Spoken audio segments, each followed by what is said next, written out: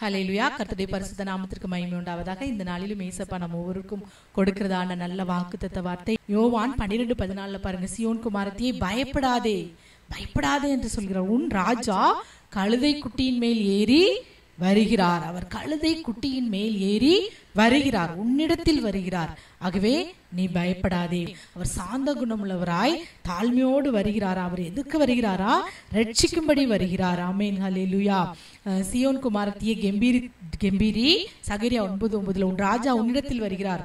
அவர் நீதி உள்ளவரும் ரட்சிக்கிறவரும் தாழ்மை உள்ளவரும் கழுதையாகிய கழுதை மேலும் கழுதை குட்டியாகிய மரியின் மேலும் வருகிறார். ரட்சிக்கிறவராய் வருகிறார். அவர் உங்களை ரட்சிக்கும்படிதான் வருகிறார். ஆமேன். பயப்படாதே சீயோன் குமாரத்தை, நான் உன்னிடத்தில் வருகிறேன். ராஜா உன்னிடத்தில் வருகிறேன், உங்களுக்காக நமக்காக என்று வருகிறார். நீங்க இதுவரை படுகிற எல்லா காரியங்களுக்கும் அவர் ஒரு பலனை கொடுக்கும்படி அவர் இன்றைக்கு உங்களிடத்தில் வருகிறார். அதே போல அவர் செய்யும் பிரதிபலன் அவர் முன்பாகவும் வருகிறது.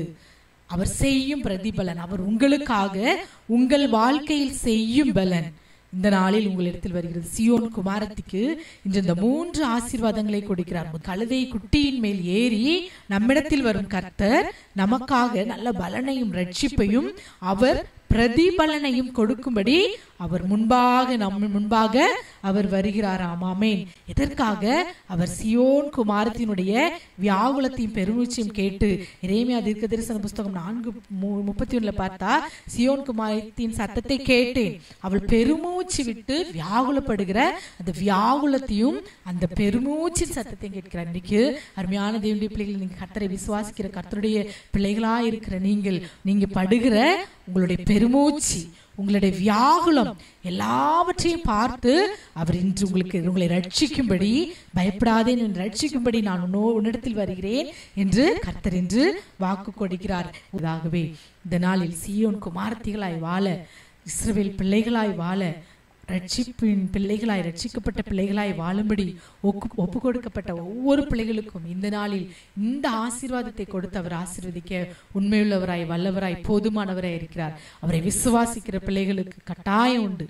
அவர் என்னை ரட்சிக்கும்படி வருகிறார் என்று சொல்லி, அவர் என்னுடைய ராஜா என்று சொல்லி நாம் விசுவாசிப்போம் என்றால் இந்த வார்த்தையில் சொல்லப்பட்ட எல்லா ஆசீர்வாதங்களும் இந்த நாளில் நம்மேல் வந்து பலிக்கும். ஆமேன். அவர் நம்முடைய ராஜா. ஆகவே இப்போது நம் கண்களை மூடி தலைகளை தாழ்த்தி ஜெபிப்போம். அப்பாவுமே நாங்கள் நன்றியோடு ஸ்தோத்திரிக்கிறோம். அப்பா, சீயோன் குமாரத்தியை பயப்படாதே, உன் ராஜா கழுதை குட்டியின் மேல் ஏறி வருகிறார் என்ற வார்த்தையின்படி அப்பா நீர் ஏறி என்னிடத்தில் அப்பா ஜெபிக்கிற ஒவ்வொரு பிள்ளைகளிடத்திலும் நீர் ஏறி வருகிறவராயிருக்கிறீர் தகப்பனே.